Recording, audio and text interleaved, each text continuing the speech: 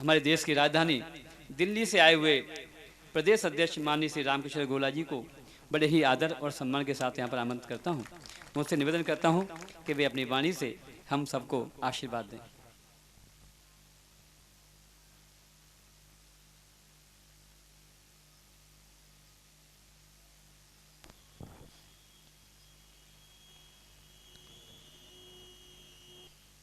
पोरसा की भूमि पर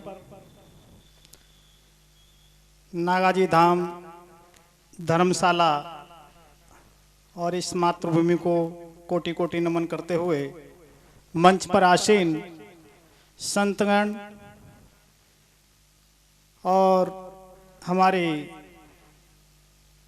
चंद्र प्रकाश प्रजापति जी शिव शक्ति धर्मार्थ सेवा संस्थान कोषाढ़ अटेर भिंड, मंच पर गणमान्य व्यक्ति, सभी प्रांगण में बैठे हुए सज्जन बंधुओं और समाज को उठाने के लिए सबसे बड़ा जिसको कहते हैं चौथा स्तंभ मीडिया होता है। मैं इस चैनल को कोटि कोटि धन्यवाद देता हूं कि समाज की आवाज को जन जन तक पहुंचाने का काम किया जा रहा है। पीछे आपके क्षेत्र में एक यात्रा निकाली गई थी, तो उस यात्रा को 5000 व्यक्तियों ने देखा था YouTube चैनल के माध्यम से, और प्रशासन के अधिकारीगण बैठे हैं, मैं उनको भी नमन करता हूं, क्योंकि जहां सुरक्षा नहीं वहां पर व्यवस्था नहीं। सबसे बड़ी भूमिका सुरक्षा की होती है। अगर हमारे बॉर्डर, हमारी सीमा सुरक्षित हैं तो हमारे परिवार, हमारे घर, हम सभी आप सुरक्षित हैं। बात एक जगह की नहीं है, ये समाज के अंदर बहुत बड़ी पीड़ा है कि हमको राजनीति में भागीदारी नहीं मिलती, हमारा कहीं कोई स्थान नहीं, हमें जगह नहीं मिलती। और ये पीड़ा हमारी कैसी है कि एक स्कूल के बाहर घूमने वाला शिक्षक स्कूल के अंदर प्रवेश तो करता नहीं है, सुबह घर से निकलता है स्कूल का बहाना दे करके, कभी पार्क में कभी गलियों में घूम घाम करके बाहर, और कहता है कि मुझे शिक्षा का मौका नहीं मिलता है। वही स्थिति हम लोगों की है। अगर हम परिश्रम करते हैं, अगर राजनीति में हमें स्थान चाहिए, भागीदारी चाहिए, तो हमें उसमें प्रवेश करना पड़ेगा, मेहनत करनी पड़ेगी। जब तक हम उसमें जाएंगे नहीं और दूसरों को ही दोष देते रहेंगे कि हमारी भागीदारी नहीं, हम चिल्ला चिल्ला करके अपने आप को, अपने समाज को, अपने पूर्वजों को कोसते रहेंगे, ये हमारा सबसे बड़ा धिक्कार है। अभी थोड़ी देर पहले मुझसे पहले बहुत अच्छे वक्ताओं ने अपने विचार रखे, और अभी मैं सोनू भाई की बात सुन रहा था। फूट, अब फूट का तो बड़ा विचित्र खेल है। फूट खेत में हो जाए, खेत बर्बाद होता है। फूट नगर में हो जाए, नगर वीरान हो जाता है। फूट गांव में हो जाए, गांव बेकार हो जाता है। फूट परिवार में हो जाए, परिवार विघन हो जाता है। इस फूट के विषय पर मैं 2 पंक्तियां रखूंगा कि एक पंडित जी और एक जाट और एक नाई, इन 3 की घनिष्ठ मित्रता थी। बहुत ही एक दूसरे के बिना एक कदम नहीं चलते थे। आपस में सलाह किया और प्रण किया कि हम गंगा स्नान करने जाएंगे। माताएं बहनें कार्तिक स्नान करती हैं, हम गंगा नहाने जाएंगे। गंगा नहाने जाते थे, रात्रि के 3 बजे निकलते थे और 4 बजे घर वापस आते थे। बीच खेत में से पगडंडी डाल दी, और वो भी खेत एक जाट देवता का था। जब सुबह वो आता है, कहता है मेरे खेत में पता नहीं कौन निकल के जाता है। दिन में देखा, दोपहर में देखा, रात में देखा, लेकिन कोई निकलते नजर नहीं आया। वैसे हम दिल्ली में रहते हैं, लेकिन जिला आगरा है, तहसील वाहा, गांव मलियाखेड़ा। तो वहां से हम अपने काम की खोज में और अपने कार्य क्षेत्र को बढ़ाते हुए दिल्ली पहुंच गए। दिल्ली में स्थान ग्रहण किया और दिल्ली में रहते रहते राजनीतिक में भी प्रवेश किया।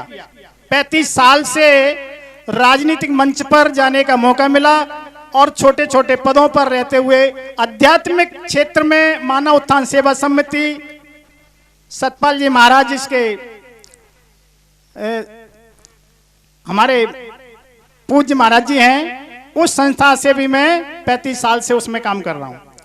कहने का तात्पर्य, आप काम करोगे, काम मिलेगा, रास्ता मिलेगा, रास्ते अपने आप मिलते चले जाते हैं, कोई रोकने वाला नहीं है। रास्ता आप खुद बनाओगे, कोई रोक नहीं सकता है, मांगने की जरूरत नहीं है।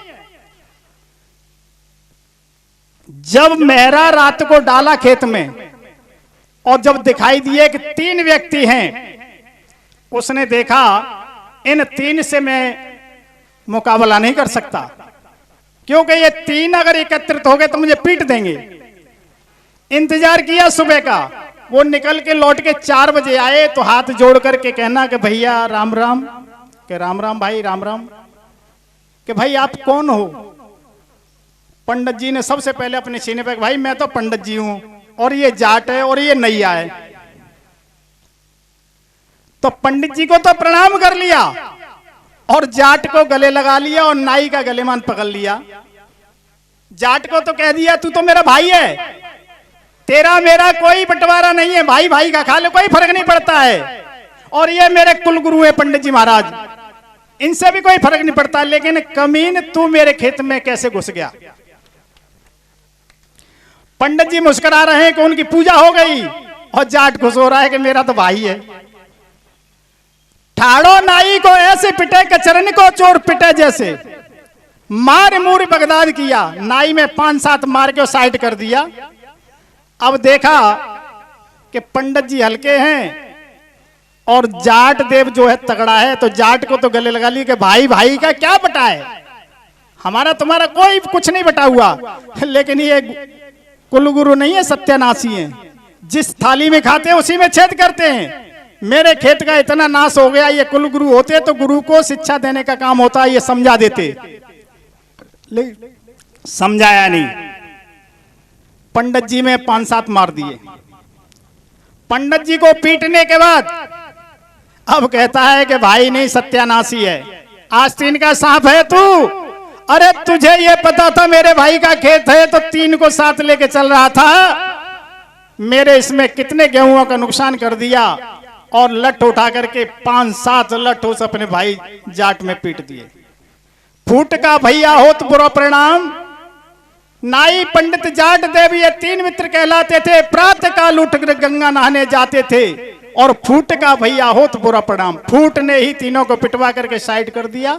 सबसे बड़ी फूट है हमारी एकता है। हम चाहे किसी भी मंच पर हो, चाहे किसी भी पार्टी के साथ हो, लेकिन समाज में हमको एक रहना है। समाज के अंदर हमें भेदभाव नहीं करना है। चाहे किसी भी पार्टी को आप बिलोंग करते हो, चाहे किसी के साथ जा रहे हो, किसी का मंच साझा कर रहे हो, लेकिन समाज का काम आता है तो हम भाई भाई हैं, हम एक दूसरे का मनोबल बढ़ाएंगे। ये काम हमें करना चाहिए। हो गई है पीर पैगंबर सी पिघलनी चाहिए। इस पोरसा से कोई एक गंगा निकलनी चाहिए।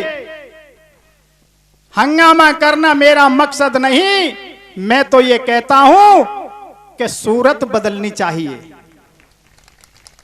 हम अपने आप को, अपने विचारों को शालीनता से रखते हुए भाषण देने के लिए बहुत होते हैं, खड़े रहो 2 घंटे तक, लेकिन मेन बात को एक साझा करते हुए आज जो धर्मशाला का उद्घाटन हो रहा है, इस भूमि को कोटि कोटि प्रणाम नतमस्तक होकर के करते हैं कि ये जो धर्मशाला है, यहाँ धर्म के कर्म हो और धर्म पर चलने का मार्ग, धर्म पर चलने की शिक्षा, यही हम सबको मिलनी चाहिए। धन्यवाद।